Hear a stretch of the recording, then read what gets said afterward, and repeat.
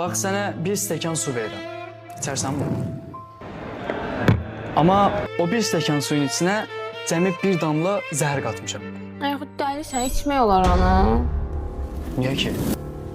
Cəmi 1%-ində var da zəhər. 99% təmiz sudur. Niyə necə o zəhər sənə? Nə fərq edir ki? Bu suyun hamısı mundarlanıb. Öldürməsə belə içmərəm mən bunu.